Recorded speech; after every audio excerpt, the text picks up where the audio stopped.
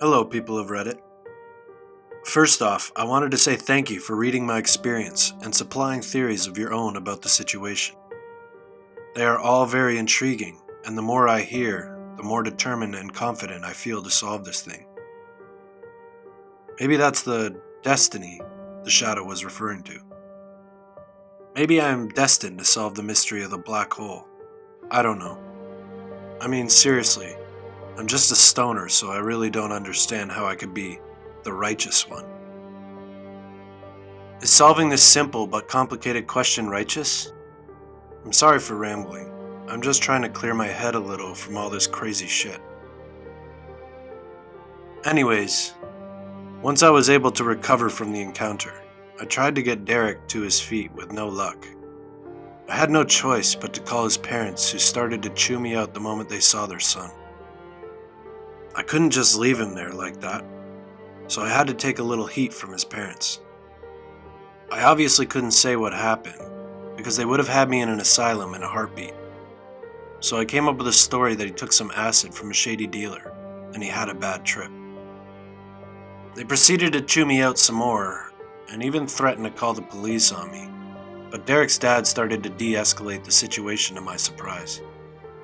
He looked at his son and said, "Look, Carter, as much as I want to punch you in the face while sending you and myself to jail, ultimately this was Derek's choice." Derek's mom started to protest, but the dad held a finger up.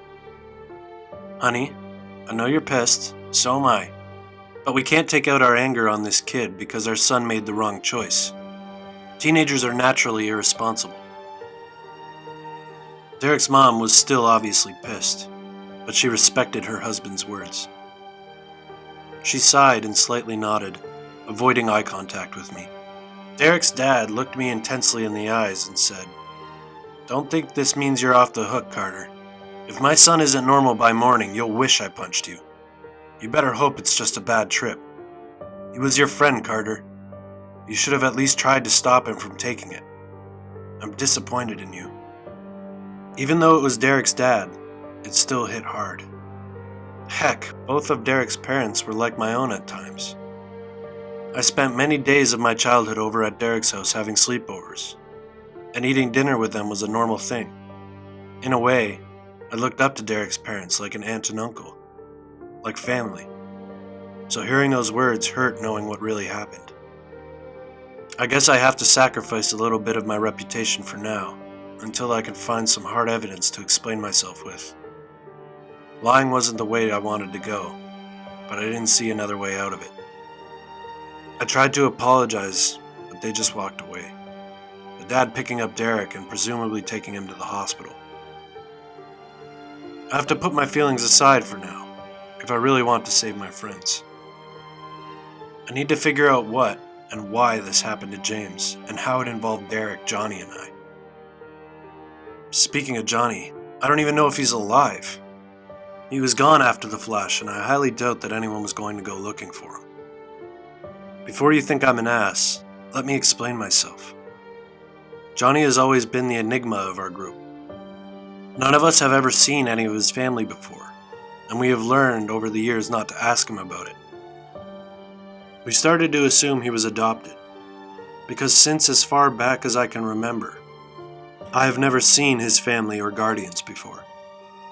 He would always have the freedom to go out and do whatever, and he never seemed to have a curfew. It wasn't as bad as it sounds, though. He wasn't the only kid with loose parents. As for his parents, all that meant to us is that it was one less set of parents to worry about. Johnny always said that we were his family to him.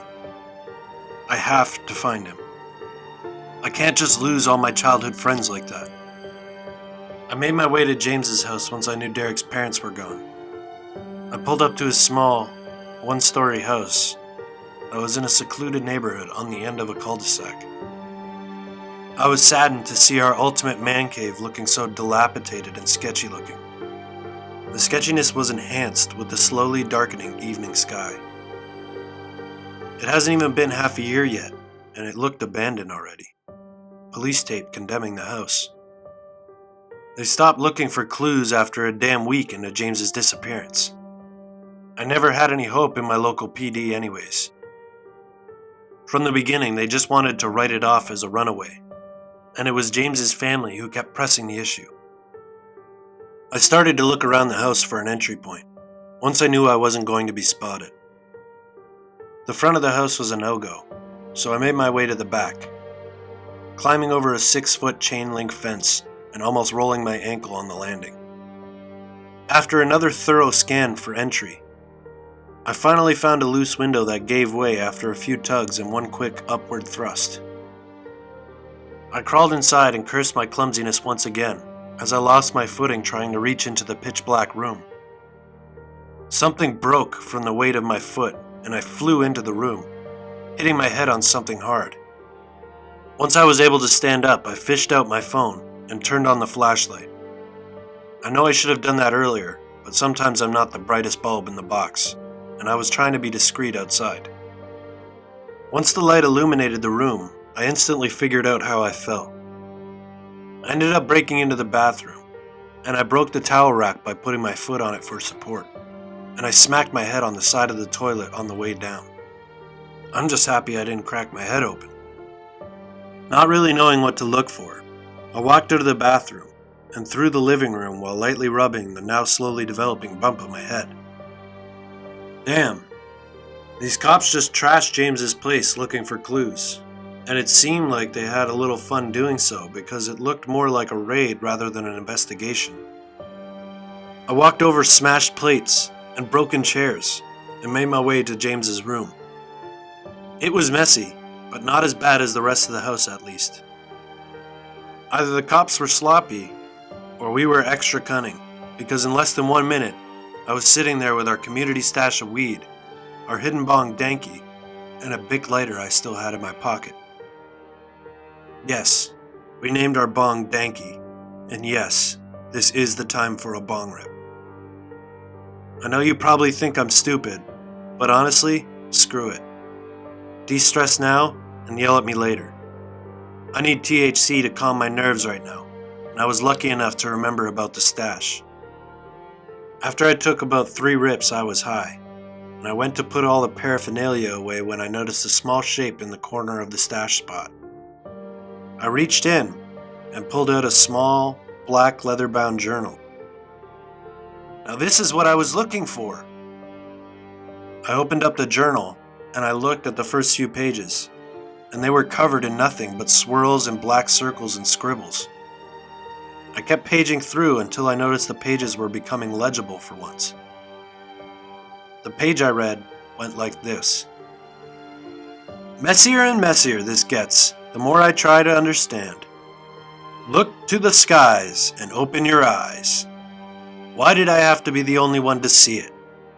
If you're a Virgo, you might understand. Astrological to astronomical. Trillions of stars can make infinite constellations. Infinite like a figure 8. Over and over again, and it never ends. Where is hell and where is heaven? For in space, there is no descent or ascension. I might be onto something. I need my lucky number 7. We aren't alone on this floating rock. I will prove everyone wrong.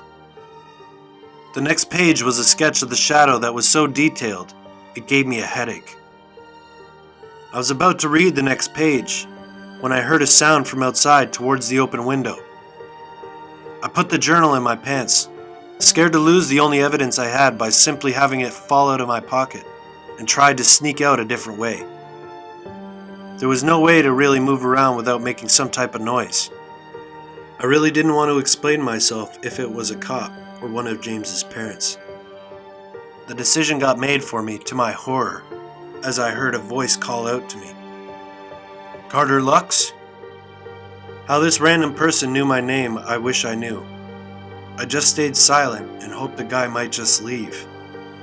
Another stupid thought from me, I know. A female voice called out this time. Carter, come out. We need to leave now before the police come. This is your only chance we are giving you. This was starting to sound like a horror movie unfolding in real life. First, supernatural beings, and now, all-knowing people. Why should I trust you? I said to the two unknown voices. I heard a small laugh and then heard, Because we knew you were here this whole time, and decided to let our presence be known. And I just tipped you off that the police are on their way to this location as we speak. The lady did have a point. Alright, I'm walking out. But then you both need to start explaining what the hell is going on. Deal? That's why we're here, buddy, the male voice said in a smug tone. I made my way to the window to see two figures in identical black and white suits staring back at me. Sunglasses on, even though it was nighttime by this point. Shit. I really don't have another choice but to go along with them right now. The next time I get another chance to post, I'll let you guys know how this goes. Wish me luck, guys, and thank you for your support.